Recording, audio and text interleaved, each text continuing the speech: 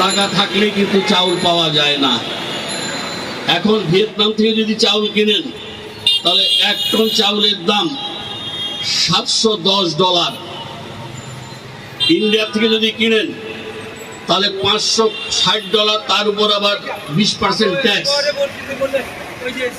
তাহলে আমার কৃষককে যদি 2 টাকা বেশি দিয়ে বা 4 টাকা বেশি দিয়ে আমার জমিতে যদি আমরা উৎপাদন করতে পারি, নিজের উৎপাদন যদি নিজে করতে পারি, আর আমাদের খাদ্যের চাহিদা যদি আমরা মেটাতে পারি,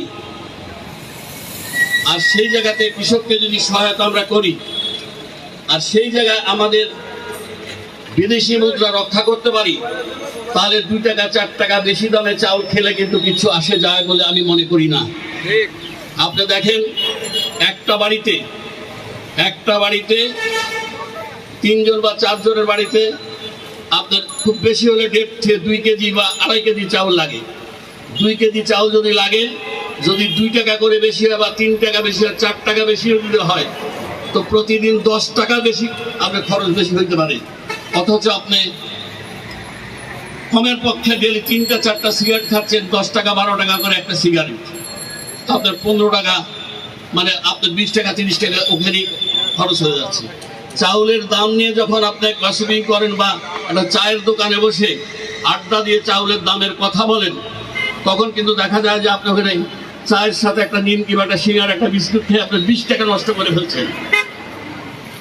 এগুলো কিন্তু আমাদেরকে মাথায় আনতে হবে।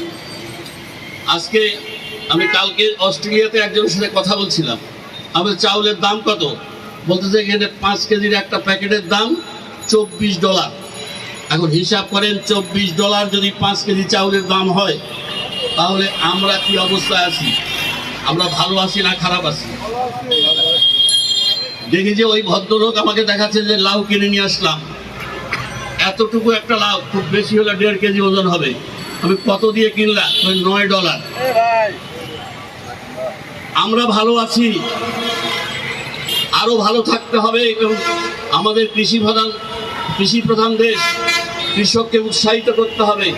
মাননীয় প্রধানমন্ত্রী ডাক দিয়েছেন 1 ইঞ্চি জমি যেন পড়ে না থাকে। আমার ঘরের কোণে যদি 2 হাত জায়গা থাকে, সে 2 হাত জায়গাতে যদি আমি একটা লাউয়ের গাছ লাগাই বা একটা সিমের গাছ লাগাই, আমার সবজিটা আমাকে উৎপাদন করতে হবে।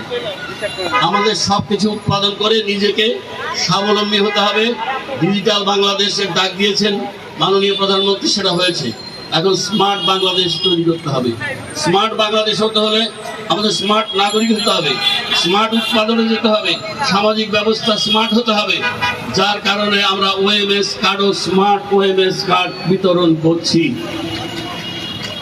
আমরা ইতিমধ্যেই 14 লক্ষ স্মার্ট কার্ড আমরা দিচ্ছি। এখানে কমিশনার সাহেব আমার সচিব সাহেবকে বলেছেন যারা বাদ গেছে তাদের কি হবে।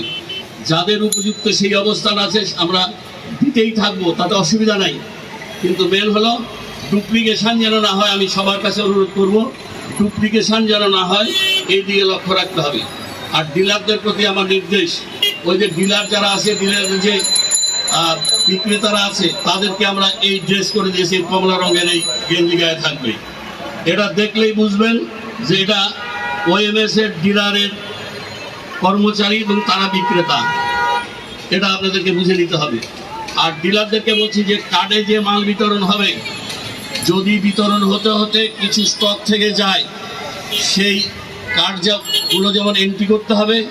স্টক যেটা থাকবে সেটা স্টক হিসাবে খাতায় এন্ট্রি করতে হবে, এবং পরের দিন যেই মালটা পাবেন তার সাথে এটা যোগ দিয়ে তারপর বিতরণ হবে।